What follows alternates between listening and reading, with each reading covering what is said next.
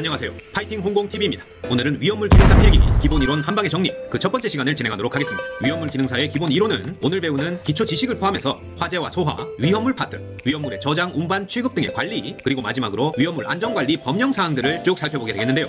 오늘은 그 첫 시간으로 공부를 하는 데 있어서 우리가 기본적으로 알고 있어야 되는 학창시절에 배웠겠지만 이제는 모두 까먹어버린 그 희미한 기억들을 다시 끄집어내서 정확하게 암기하고 넘어가야 됩니다. 꼭 집중하셔서 들어보면 돼요. 먼저 중학교 과학 시간에 배웠던 요 주기율표에 대해서 몇 가지 사항을 꼭 암기하고 넘어가야 됩니다. 직접적으로 이 원소기호가 뜻하는 물질이 뭐냐 이렇게 간단하게 나오는 게 아니라 이미 요 약자들로 표시된 원소기호들을 충분히 숙지하고 있다는 걸 전제로 문제가 나오기 때문에 반드시 자주 나오는 요 20개 정도의 원소기호는 꼭 그 이름과 성질을 모두 암기하고 계셔야 됩니다. 먼저 요 위에서 4줄, 자 원소기호들이 요 각 네모 칸들에 들어가 있는데요. 가로와 세로의 배치를 잘 기억하시고 맨 위에 줄부터 수소와 헬륨, H수소, He 헬륨입니다. 그리고 수소 아래 Li 리튬, Be 베릴륨, 오른쪽으로 와서 B는 붕소, C는 카본, 탄소죠. N은 질소, O 산소, F는 플루오린, 불소를 뜻합니다. F는 플루오린, 불소. 그리고 NE는 네온의 N입니다. 네온, 니온. 자, 다시 세 번째 줄. NA는 소디움, 나트륨을 뜻하고요. Mg는 마그네슘, AL은 알루미늄, SI 실리콘, P는 인인데요. 포스포러스, 인입니다. S는 설퍼, 황이죠. 황, S고요. CL은 염소, AR은 아르곤이에요. 자, 여기까지 세 번째 줄이고 네 번째 줄 K는 칼륨, CA는 칼슘, 그리고 FE는 철이죠. 철을 뜻하는 라틴어. 페럼에서 왔고요. Fe 철, 그리고 Ni 니켈, Cu 구리, Zn, Zn 아연까지 이렇게 24개 정도는 정확히 암기하고 계십니다. 왼쪽부터 수소, 리튬, 나트륨, 칼륨, 수리나칼 이렇게 맨 왼쪽에 있는 줄부터 이렇게 세로 줄을 족이라고 합니다. 그래서 왼쪽부터 1족, 2족, 3족 이렇게 부르고요. 쭉 가서 헬륨, 네온, 아르곤 있는 곳이 18족이 됩니다. 세로 줄을 족이라고 하고 1족에는 수소, 리튬, 나트륨, 칼륨,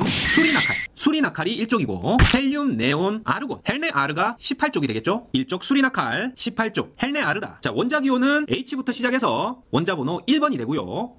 헬륨이 2번, 리튬이 3번, 베릴륨이 4번 이렇게 해서 5번, 6번 쭉 나갑니다. 여기 나와 있는 것들로만 원자 번호를 순서대로 기억하시면 되고 10번이 네온이 되고요. 11번 나트륨, 12번 마그네슘이다. 알루미늄 13번 쭉 해서 칼슘이 20번 요 옆에 21번, 22번 되는데 스칸디움, 티타늄 이런 원소들인데 알 필요 없고요. 우리가 알아야 될 것은 철은 26번이다. 니켈 28번, 구리 29번, 아연은 30번입니다. 자, 요 정도 알아두시면 되고요. 자, 요 원자 번호를 지금 기억해야 되는 것이 나중에 설명하겠지만 원자의 분자량, 무게를 나타내는 단위로 원자끼리 서로 비교해서 어떤 게 더 무거운지 알아야 맞출 수 있는 그런 문제를 풀기 위해서 꼭 알아야 되는 거예요. 요건 좀 이따 자세히 설명합니다. 그래서 최소 칼륨, 칼슘 19번, 20번까지는 요 빈칸도 없으니까 원자 번호를 순서대로 기억하셔야 된다. 자, 우리가 일쪽에서 요 수소를 제외하고 수리나칼 중에 리나칼, 리나칼은 알칼리 금속이라 합니다. 일쪽에 수소를 제외한 리나칼은 리튬, 나트륨, 칼륨은 알칼리 금속이라 하고 이 알칼리 금속의 특징은 물과 반응했을 때 수산화 금속과 수소를 발생시키는 특징을 가지고 있어요. 요거 알아두신다. 일쪽에 수리나칼, 수소, 리튬, 나트륨, 칼륨 중에 수소 빼고 리나칼은 알칼리 금속이고 물과 반응해서 수산화 금속과 수소를 발생시킨다. 자, 그리고 요 2족에 있는 베릴륨, 마그네슘, 칼슘은 베마칼, 베마칼은 알칼리토 금속이라고 합니다. 1족은 수소 제외하고 리나칼륨, 알칼리 금속, 베릴륨, 마그네슘, 칼슘은 베마칼슘은 알칼리토 금속이라고 한다. 리나칼륨, 알칼리, 베마칼슘, 알칼리토.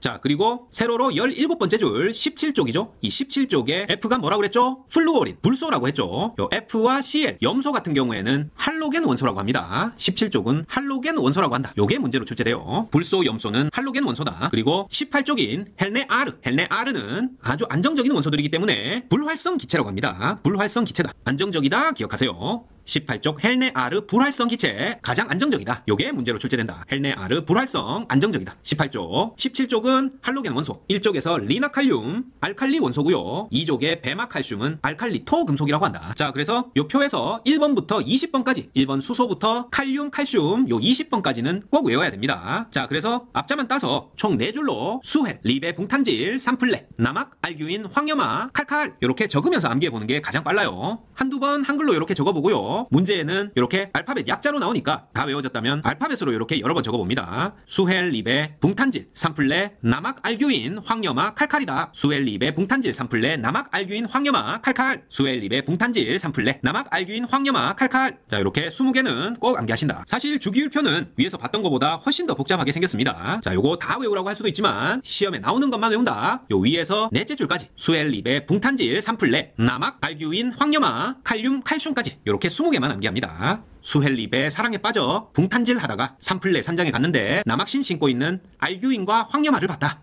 칼칼하네. 칼륨, 칼슘까지입니다. 원소기호 1번부터 20번까지예요. 자, 그래서 이 원자번호 1번부터 20번까지는 원자번호가 무게를 비교할 때 필요하기 때문에 꼭 외워야 된다고 했습니다. 자, 분자란 원자들이 합쳐진 거라는 것은 여러분들 잘 아시죠? 원자들이 결합해서 이루어진 게 분자이기 때문에 나중에 이 분자의 무게량, 분자량을 비교하기 위해서는 이 각 분자를 이루는 원자들의 무게를 모두 합한 다음에 서로 비교해야 되기 때문에 이 원자번호를 알아야 되는 겁니다. 예를 들어서 H2O는 물이죠. 이 물의 분자량은 수소 H의 원자량인 원자번호 1과 산소 O의 원자량이라고 했을 때 산소의 원자번호는 여기서 이렇게 8번이 되겠죠. 이 O의 원자량은 이 원자번호 8이 짝수기 때문에 짝수일 때는 곱하기 2를 해서 원자량이 16이 됩니다. 그래서 O의 원자량 16. 이렇게 해서 요 H2니까 수소 원자가 2개 있다는 말이죠. 원자량 1이 2개 있고 산소 O의 원자량은 원자번호 8의 2배인 16해서 18. 요렇게 구할 수 있는 거예요. 자, 그래서 원자번호를 암기를 해야 되는 것은 분자량을 구할 수 있기 때문이고 사실은 이 원자번호에 어떤 단위가 있는 건 아니지만 무게를 비교할 때는 비율이기 때문에 이 원자번호를 사용하면 된다는 겁니다. 원칙적으로 이 원자번호가 짝수일 때는 원자번호의 2배가 이 원자량이 되고 홀수일 때는 이 수소를 제외하고 1번을 제외하고 원자번호 2배에다가 1을 더해주면 됩니다. 원자번호가 3번 리튬이다 했을 때 원자량은 리튬의 원자번호가 홀수니까 2배인 6에다가 1을 더해주면 원자량 7이 된다. 이렇게 구하는 겁니다. 원자번호가 짝수면 원자번호 2배, 홀수면은 원자번호 2배에 1을 더해준다. 자, 예를 들어서 탄소의 경우 원자번호가 6이니까 짝수니까 원자량은 12가 되고요. 나트륨의 경우에는 11번이죠. 원자번호가 11번입니다. 홀수니까 원자량은 11의 2배인 22에다가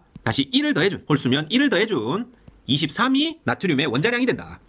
자, 하지만 이렇게 간단히 구할 수는 있지만 예외 몇 가지는 외워주셔야 됩니다. 원자번호 1번 수소는 원자량이 1이라는 거 홀수라고 2배에서 1을 더하는 게 아니라 원자번호 1번 수소는 원자량 1이다. 요거 기억하시고요. 베릴륨의 경우에는 원자번호가 4번이니까 짝수니까 2배 해야 되지만 2배에다가 1을 더해줘서 원자량이 9라는 거. 그 다음에 질소의 경우 원자번호 7번이지만 홀수지만 2배에서 1을 더하는 게 아니라 2배를 한 다음에 1을 더해주지 않고 그냥 원자량이 14라는 거, 질소는 14, 2배만 해준다는 거 요거 기억하시고요. 그 다음에 원자번호 17번 염소의 경우에는 홀수니까 공식대로라면 곱하기 2인 34에다가 더하기 1 해서 35가 돼야 되지만 35.5가 원자량입니다. 염소의 원자량은 35.5다. 자, 아르곤 원자번호 18번 아르곤의 경우에는 짝수니까 18 짝수니까 2배인 36이 돼야 되지만 36이 아니라 아르곤의 원자량은 40입니다. 아르곤 원자량 40이다. 염소는 원자번호 17번, 원자량은 35.5. 질소는 원자번호 7번, 원자량 14고, 베릴륨은 원자번호 4번, 원자량 9다.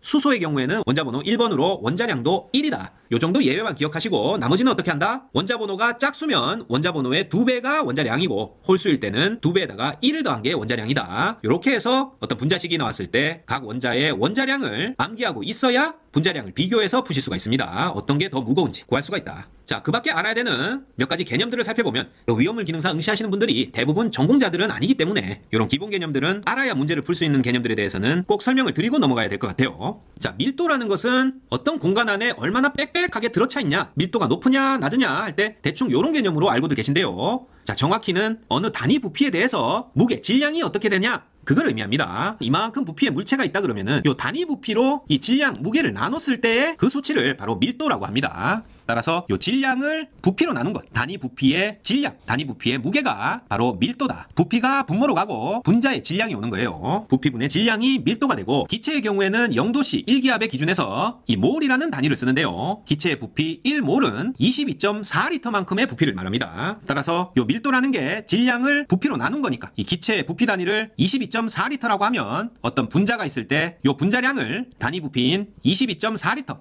즉 1몰로 나누어졌을 때 요 22.4리터로 나눈 것이 바로 이 기체의 밀도가 되고요. 이 1몰이라는 것은 22.4리터의 부피와 같다. 요거까지 알아둡니다. 우리가 2.5리터 페트병 있죠? 콜라 페트병이 한 9개 정도, 9개 정도를 모아놨을 때 그 부피가 1몰 정도의 기체 부피다. 기체 1몰이라고 하면 페트병 9개 정도 22.4리터의 부피와 같다. 요 정도로 이해해 주시면 됩니다. 자, 그 다음에 이 비중이란 말도 많이 쓰지만 정확히 어떤 뜻인지는 또 까먹은 분들이 많아요. 이 비중이라는 것은 비교한 밀도에 해당하는 말입니다. 따라서 어떤 비교하는 기준이 있겠죠? 그 기준이 액체나 고체는 이 물의 밀도에 비해서 어떤 대상 물체의 밀도가 작냐 크냐, 그걸 표시한 게 비중이고요. 이 기체의 경우에는 일반적인 공기의 밀도에 비해서 크냐 작냐를 표시한 게 기체의 비중입니다. 따라서 고체와 액체인 경우에는 물의 밀도로 각 물질의 밀도를 나눈 게 되고요. 기체의 비중의 경우에는 공기의 밀도로 해당 물질의 밀도를 나눠주면 그게 곧 그 물체의 비중이 된다. 그래서 우리가 물의 밀도를 1이라고 정해놨기 때문에 고체, 액체의 경우에는 그 해당 물체의 밀도를 물의 밀도 1로 나눈 거기 때문에 바로 고체와 액체의 밀도가 그대로 비중이 되겠죠. 하지만 기체의 경우에는 해당 기체의 밀도를 공기의 밀도로 나눠야 되는데 이 공기 밀도는 아까 부피분의 무게, 질량이 밀도니까 이 부피가 22.4리터일 때 1몰일 때 무게가 29g 나옵니다. 따라서 요게 공기의 밀도가 된다. 요 공기 밀도로 해당 기체의 밀도를 나눠줘야 그 기체의 비중을 구할 수 있는데요. 만약에 해당 기체의 밀도가 부피분의 그 기체의 질량, 즉 그 기체의 분자량이죠. 이렇게 나타낸다면 요 부피는 22.4리터가 되겠고요. 공기의 밀도 22.4리터분의 29g으로 나눠주면 요 기체의 비중을 구할 수 있다. 따라서 요걸 곱하기로 바꾸면은 분모 분자가 뒤집어지죠. 요건 곱하기로 바꾸고 분모 분자를 뒤집으면 요렇게 약분되고 결국 요 X기체의 분자량, 요 분자량을 29g으로 나눠주면 해당 기체의 비중을 구할 수 있게 되는 겁니다. 요 비중 구하는 문제가 가끔 한 번씩 출제되기 때문에 비중은 액체, 고체와 기체를 나눠서 생각하고 액체, 고체는 물의 비중 1을 기준으로 하는 거기 때문에 그냥 그 액체, 고체의 밀도가 바로 비중이 되고 기체의 경우에는 이 결과만 암기합니다. 기체 분자량을 29로 나누면 비중이 된다. 기체의 경우에는 기체 밀도를 공기 밀도로 나눠야 되는데 공기 밀도는 22.4리터 1몰분의 29g이라서 그 기체 분자량을 29g으로 나눈 게 그 기체의 비중이 된다. 이 정도로 간략하게 알아두십니다. 분자량을 29로 나누는 것, 그게 기체의 비중입니다. 자, 그 다음에 열량이라는 것은 에너지의 양, 열의 양이 열량이죠. 어떤 에너지? 물체들이 서로 주고받는 그 에너지량이 열량이다. 따라서 물 1kg을 1도씨 올리는데 필요한 양이 1kcal이다. 요 정도 알아두십니다. 물 1kg을 1도씨 올리는데 필요한 에너지량, 열량이 1kcal이다. 그리고 비열이라는 것은 물뿐만 아니라 어떤 물질 1kg을 1도씨 올리는데 필요한 열량, 몇 킬로칼로리인가? 그러니까 물질마다 비열이 있겠죠? 비교한 열량이니까 물에 비해서 어떤가? 그걸 나타내는 겁니다. 그래서 어떤 물질 1kg을 1도씨 올리는데 필요한 열량, 킬로칼로리로 나타내거나 1g을 1도씨 올리는데 필요한 열량, 칼로리로 나타낸다. 따라서 단위의 경우 1kcal 1도씨 올리는데 필요한 킬로칼로리, 1g 1도씨 올리는데 필요한 칼로리, 1kg 1도씨 올리는데 필요한 킬로줄, 1의 양이죠. 이것도 열량의 단위로 쓰입니다. 또는 1g 1도씨 올리는데 필요한 줄이다. 1도씨 올리는데 필요한 게 몇 줄이다. 이렇게 나타내기 때문에 문제에서 킬로그램이나 킬로칼로리로 주어졌는지 줄이나 킬로줄로 주어졌는지에 따라서 칼로리와 줄로 바꿔서 나타낸 보기들이 쭉 나옵니다. 하지만 우리 객관식 시험에서는 이걸 별로 신경 쓰지 않아도 됩니다. 단위를 고치는 문제보다는 숫자만 맞으면 단위를 신경 쓰지 않아도 답으로 찾을 수 있기 때문에 단위에는 크게 신경 쓰지 마시고 비열이라는 것은 물을 기준으로 했을 때 어떤 물질 1kg을 1도씨 올리는 데 필요한 열량을 말한다. 그래서 물의 경우 이 비열이 1이라는 거 1kcal/kg 도씨 요거까지 비열이었고요. 자, 그리고 현열과 잠열이라는 게 있는데요. 요거는 처음 들어보실 겁니다. 자, 현열이란 것은 어떤 물질이 고체에서 액체로, 액체에서 기체로 이렇게 상태 변화 없이 만약에 물이라고 치면 물에서 기체로 가기 전까지 100도씨까지 온도가 쭉 올라가는 데 필요한 열량, 그게 현열이고요. 현재 물질 상태에서 상태 변화 없이 온도가 올라가는 데 필요한 열량을 의미하는 게 현열이다. 따라서 이 현열을 구하는 공식은 요 비열 C에다가 질량 M을 곱하고요. 거기에다가 온도차, 나중 온도에서 처음 온도를 뺀 게 온도차죠? 이 온도차를 곱한 것이 이 현열을 구하는 공식입니다. 비열 곱하기 질량 곱하기 온도차다. CM 온도차, C는 비열이고 M은 질량이에요. CM 온도차, 현열을 말합니다. 자, 예를 들어서 5도씨의 기름 10g이 있는데 여기에다가 500줄의 열량을 주면 몇 도가 되는가? 단 기름의 비열은 2줄이라고 했을 때 자, 요건 기름 상태 그대로 상태 변화 없이 온도가 올라가는 거니까 현열이죠. 현열 공식은 CM 온도차다. C는 비열이니까 기름 비열 2고 질량은 M이죠. 기름 10g 곱하기 온도차. 처음에 5도였고 나중 온도를 x라고 하면 x-5도 했을 때 요걸 구하니까 현열 500줄이 됐다. 요렇게 식을 세우시면 되겠죠? 자, 20으로 나눠주면 25는 x-5가 되고 x는 30도가 됩니다. 따라서 상태 변화 없이 온도를 쭉 올렸을 때 그 온도만큼 올라가는 데 필요한 열량, 그게 현열이다. 현열 구하는 공식은 CM 온도차, CM 온도차 비열 곱하기 질량에다가 온도차, 온도차라는 것은 나중 온도 빼기 처음 온도입니다. 나중 온도 빼기 처음 온도. 요렇게 곱해주면 현열이 나온다. 자, 반면에 요 잡열이라는 것은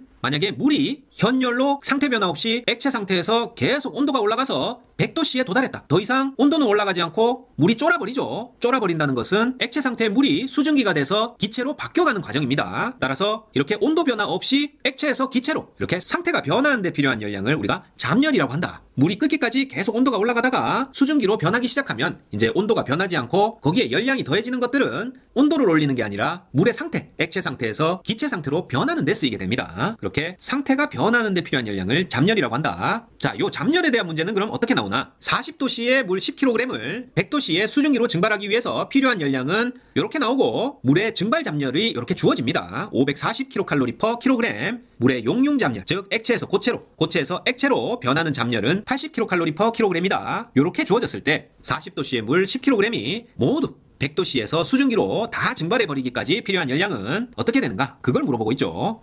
자, 일단 물의 현재 상태는 40도이기 때문에 이걸 물의 상태 변화 없이 100도씨까지 올리는 데 필요한 바로 현열이 필요하겠죠. 현열 공식은 CM 온도차다. 이렇게 구한다고 했으니까 물 같은 경우에는 요 C, B열이 1이죠. 1 곱하기 질량 M은 10kg, 그리고 온도차 나중 온도 100도씨, 처음 온도 40도니까 요거 계산하면 60 곱하기 10 해서 600kcal가 되겠죠. 600kcal가 뭐다? 현열이다. 100도씨까지 일단 올리는데 600kcal 필요하고 그 다음에 100도씨에 다다른 물이 증발하기 위해서는 1kg당 540kcal 필요하다고 했죠. 물의 증발 잡열은 540kcal니까 5400kcal 필요하겠죠. 10kg 증발시키기 위해서는 물의 증발 잡열 5400kcal 필요하다. 따라서 요 40도씨 물을 100도씨까지 높이기 위한 현열 600kcal, 그 다음에 100도씨의 물을 수증기로 완전히 증발시키기 위한 잡열 5400kcal 합하면 총 6000kcal가 필요하게 됩니다. 따라서 요 용융 잡열 80kcal는 필요 없는 수치예요. 요건 용융이니까 녹는 거죠. 얼음으로 얼리거나 얼음에서 녹이거나 할 때 필요한 잡열입니다. 그래서 용융 잡열은 필요 없고 증발 잡열과 현열이 필요한 문제다. 현열은 CM 온도차, B열 곱하기 질량 곱하기 온도차, 나중 온도 빼기 현재 온도 이렇게 해서 구하고 증발 잡열은 이렇게 주어집니다. kg당 540kcal니까 질량만큼만 곱해주면 되겠죠. 이렇게 잡열이 뭐고 현열이 뭔지 공식까지 알고 있어야 풀 수 있는 계산 문제도 나옵니다. 자, 그 다음에 중요한 것이 화학 반응식인데요. 쉽게 말해서 이 화학 반응식은 어떤 화학 물질들이 섞이면 반응을 하면서 전혀 새로운 다른 물질이 되곤 하죠. 이렇게 어떤 물질들이 반응해서 뭐가 생성되는지 그걸 수학의 공식처럼 나타낸 게 화학 반응식이다. 이렇게 쉽게 생각하면 됩니다. 그래서 어떤 물질과 물질이 반응해서 화살표,